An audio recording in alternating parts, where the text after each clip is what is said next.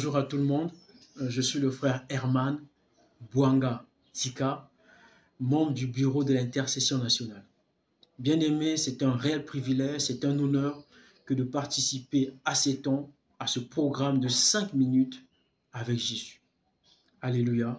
Aujourd'hui, le Seigneur a déposé dans mon cœur un petit message que je souhaiterais partager avec vous.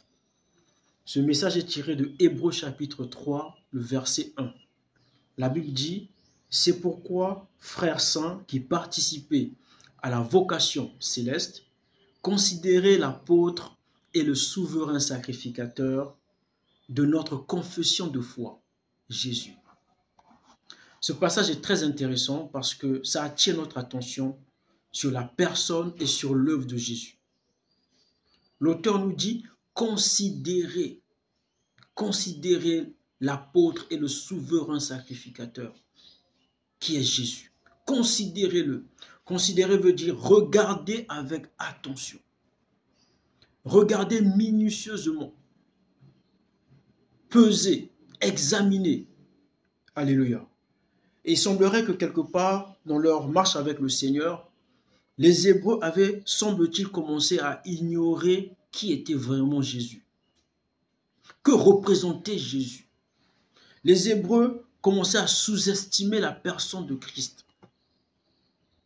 Ils avaient beaucoup plus de considération, semble-t-il, pour les anges de Dieu, pour le message qu'ils avaient reçu autrefois. Ils avaient beaucoup plus de considération pour la personne de Moïse que pour Jésus. Sachant que Jésus est supérieur aux anges.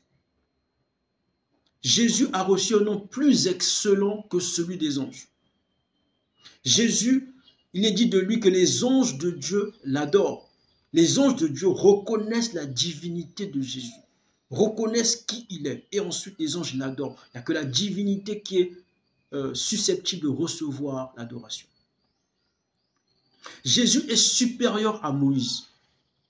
La gloire, la dignité de la gloire de Jésus est plus grande que celle de Moïse. La Bible déclare que Moïse a été serviteur, il a été fidèle dans le service qu'il rendait dans la maison de Dieu. Alors que Jésus a été fidèle en tant que fils sur sa propre maison.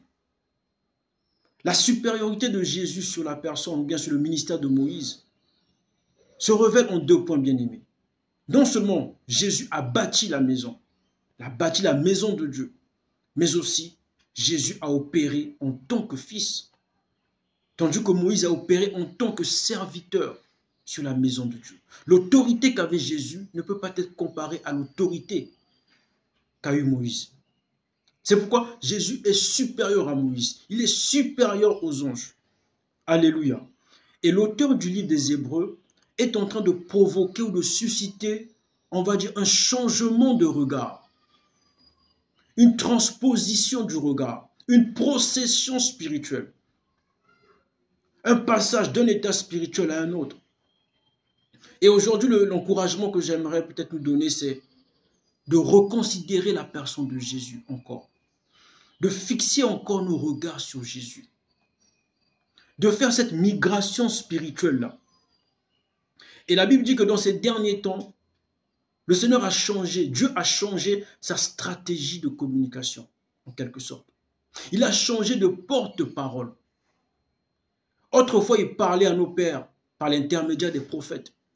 Mais dans ces derniers temps, Dieu parle par son Fils. C'est pourquoi il est important aujourd'hui que nous puissions écouter le message du Fils de Dieu, Jésus.